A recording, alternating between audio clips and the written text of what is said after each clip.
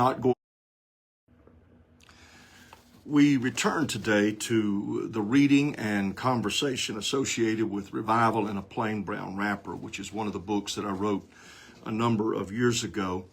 And I'm thankful for the response there's been, both direct, which is primarily the way that has come, and also those who have messaged or those who have given a thumbs up or whatever else the case might be.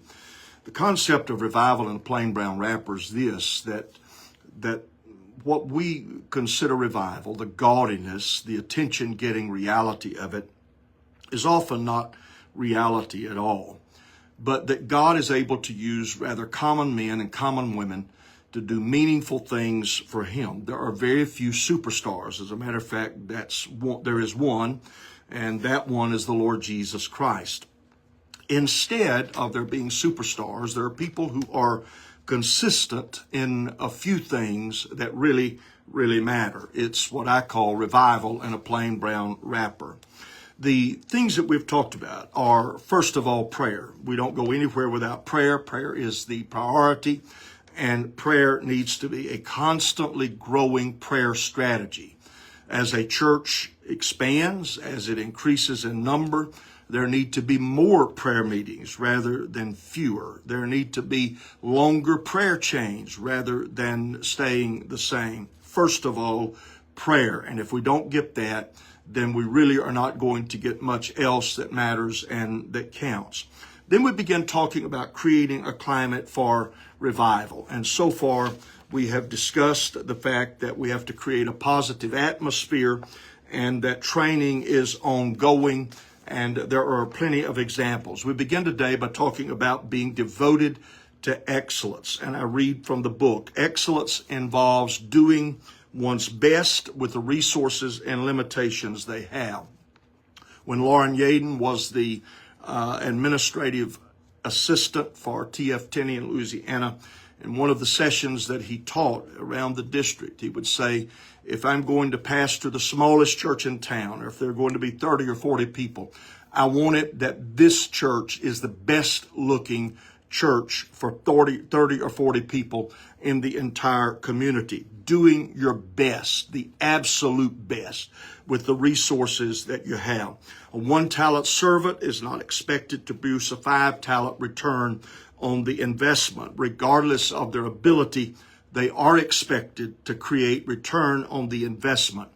And regardless of ability, this is so important that we don't make peace with mediocrity. People are not drawn to mediocrity. Revival in a plain brown wrapper churches do fewer things, but they do those things well.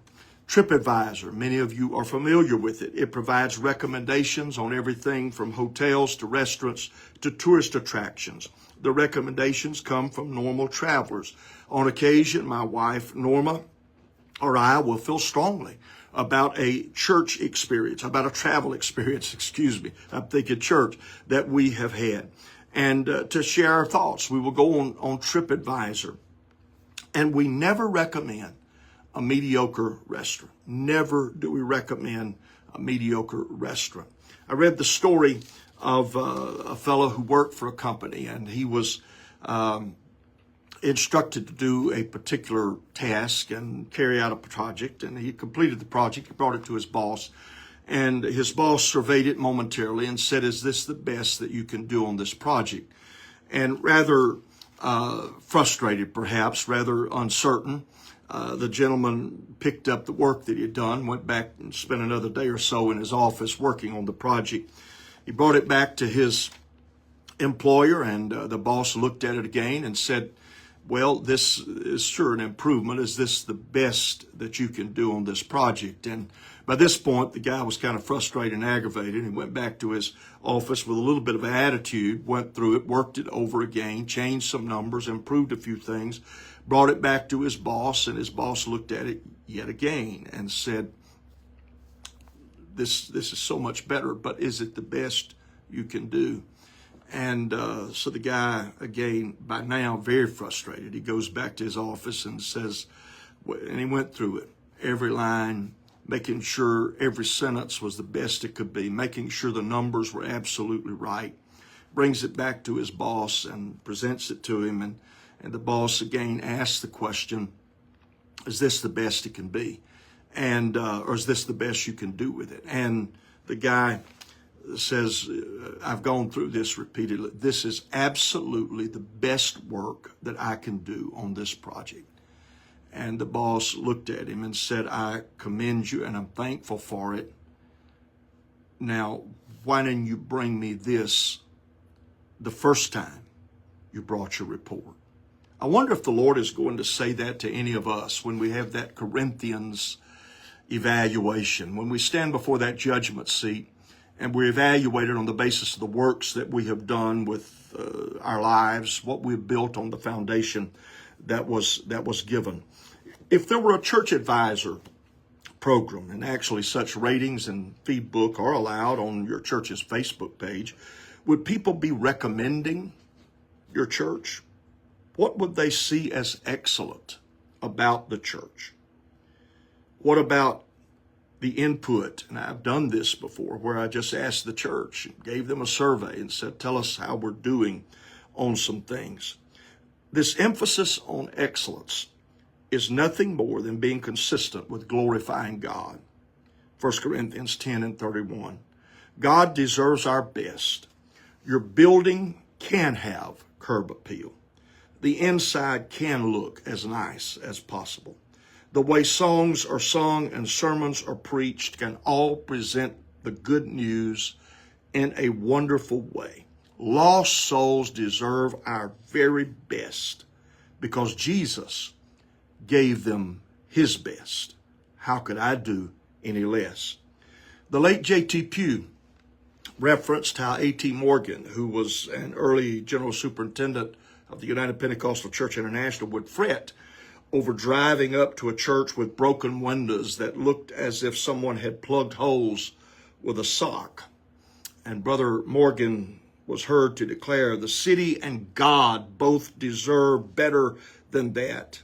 If we want revival, we cannot give God and community our leftovers. This effort toward excellence is perpetual. It's never settled. It's like education. It never, ever ends. People who will be of lasting significance are lifelong learners. And those who will make an ongoing impact for God realize that excellence is not a destination, but it's an attitude. And it's an enduring process that begins with the lesson I'll teach Sunday morning, the sermons that will be preached, the songs that will be sung, every single aspect, beginning when the person who is a guest walks in the door. It should be met with excellence.